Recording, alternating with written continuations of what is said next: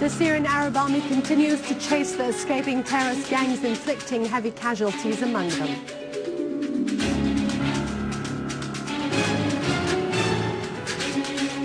Thousands of Turks demonstrate against the policies of Erdogan, who turned Turkey into an extremist country through dictatorship and supporting terrorism in the region.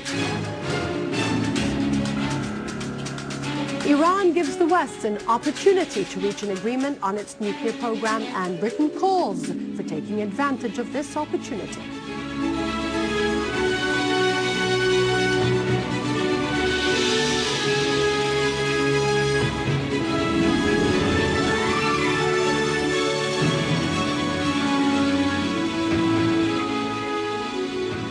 Good afternoon, welcome to News Bulletin. I'm Dania Nizam.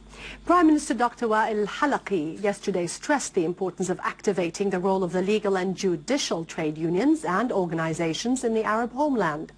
They defend the just Arab causes and bring to account all criminals, whether they are individuals, organizations or states. During his meeting with a delegation of Jordanian lawyers led by Mr. Samih Khreis, Dr. Halaqi pointed out that part of the unjust world war on Syria called for synchronizing the efforts of intellectuals, lawyers and trade unions to make facts clear to the world's public opinion. He asserted that all those who contributed to the war and siege against the Syrian people should be brought to account. Those who supported the terrorists with money and weapons and brought them to Syria should also be brought to account. The terrorists plundered the wealth of the Syrian people and stole ancient archaeological treasures from Syria, the cradle of the world's oldest civilizations. The Jordanian lawyer Khreis stressed the importance of the cultural unity of Iraq and the Levant. The Jordanian delegation asserted that the whole Arab nation would remain united with Syria at its heart. Syria remained the steadfast defendant of the Palestinian cause and all the just causes of the Arab nation.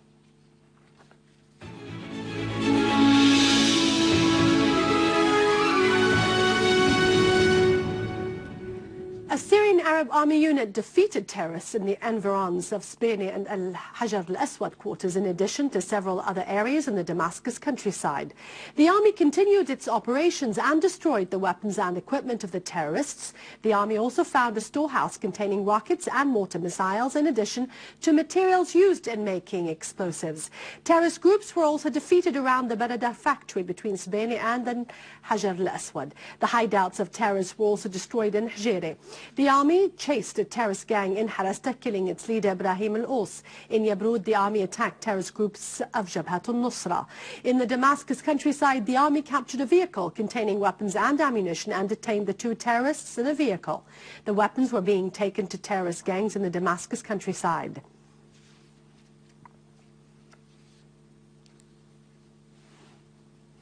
Units of the Syrian army continue to chase the escaping terrorists in the area between Al-Hujayra and Al-Buwaida farms in the Damascus countryside. The army extended its control on large parts of that area. The Syrian army continued its operations chasing terrorists in the Bevze quarter, which was combed and liberated completely.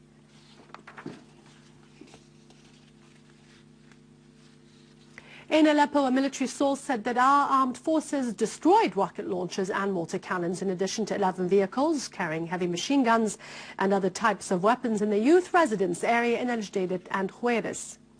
The army also defeated large groups of terrorists to the east of Al-Nayrab, the industrial town, and other areas near Al-Kindi Hospital, the Central Prison, Al-Mansoura and the Carlton Hotel in Old Aleppo. In the Idlib countryside, our valiant armed forces defeated a terrorist gang, killing and wounding most of its members in the environs of Al-Zawiya mountain, destroying their weapons and ammunition. The dead terrorists included Khalid Khatib and Qasim Dadush. In Homs, the Syrian Arab army foiled terrorist attempts to infiltrate into the old city from the countryside. The army also secured the pumping of portable water to Hama and Salamiya. The army clashed with terrorists near the National Hospital and the school of Khadija in Al-Qusur quarter. Several terrorists were killed and wounded in the nearby areas, and many terrorists were killed and wounded in the Homs countryside, while their weapons and ammunition were destroyed. Terrorist hideouts were also destroyed in several villages in the countryside.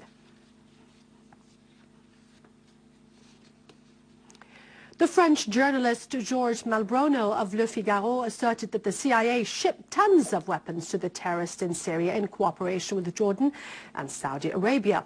Meanwhile, the Coast Guards in Greece announced the capture of a ship raising the flag of Sierra Leone in the Aegean Sea, carrying nearly 20,000 guns and a large amount of explosives last Thursday. The ship was probably going to Syria and Libya. Informed sources said the ship sailed from the Ukraine to the port of Alexandria in Turkey.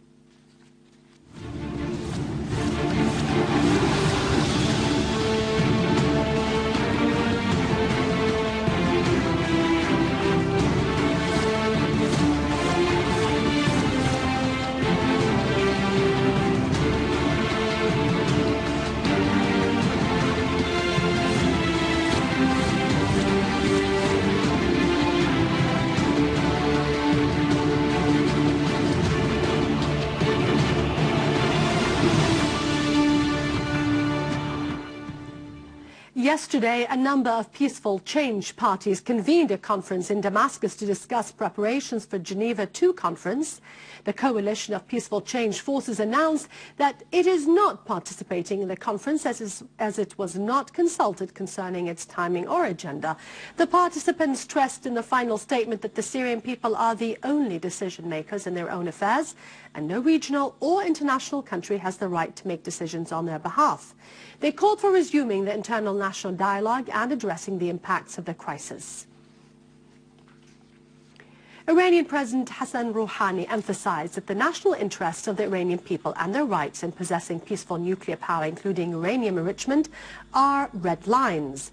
During a meeting of Iran's Shura Council, Rouhani said that his country hasn't sat down to the negotiations table as a result of pressure imposed on it, but because it believes that dialogue is a means to solve political problems, especially when the countries which had imposed the sanctions have become convinced that they are useless.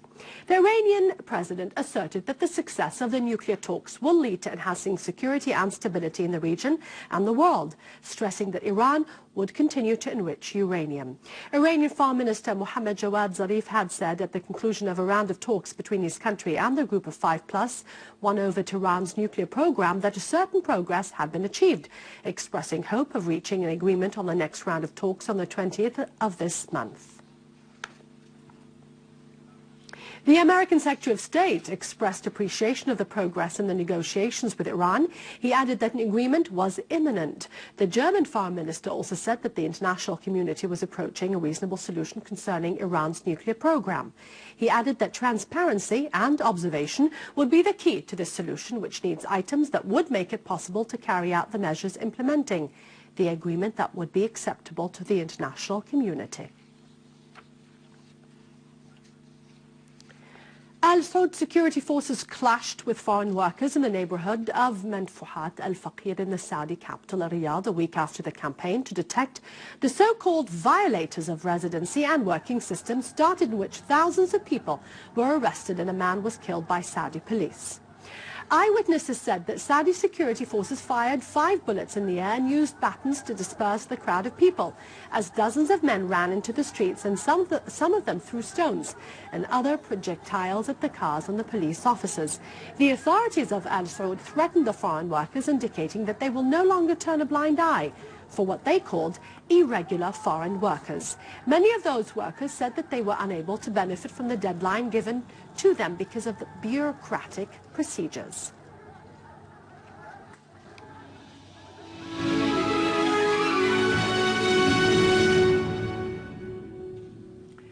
Minister of Social Affairs Dr. Kinda Shamat stressed during a meeting with members of the Relief Committee in Latakia on the importance to follow up direct supervision of all displaced people and to provide their needs. Meanwhile, Minister Shamat announced that the draft of the Humanitarian Response Plan for 2014 will be ready soon and will be reflecting the government's priorities and programs. The minister noted that the 2014 plan will include more coordination with the parties concerned, unlike the 2013 plan, which she said was flawed with lack of coordination between the sides charged with implementation. She added that the draft plan of humanitarian response will be discussed with the relevant UN organizations in a workshop soon, so as to be officially launched by the UN by the end of 2013 and to collect the necessary funds from the donor countries. Tests for the second phase of the Syrian Scientific Olympics were launched with the participation of 12,980 young men and women, with the aim of finding people who are distinguished in mathematics, physics, chemistry and informatics. The top 10 students in each domain enter the stage of forming national teams. Then the stage of preparation starts to participate in international scientific camps where the young participants become fully qualified to compete in international contests. Ministry of Education, in cooperation with Al Arafi House for Culture and Arts, concluded the activities of the Festival of the Children's Day by various kinds of performances. The activities, which continued for 3 days, were launched under the motto, Beauty in the Syrian Arab Cultural Heritage. The festival included several dancing and musical performances, as well as painting and arts exhibitions. It was concluded by drama performances with the participation of the traditional character of Al-Hakawati, the narrator. The aim of the festival was to teach the Syrian children the right Syrian concepts that reject violence and yearn for peace.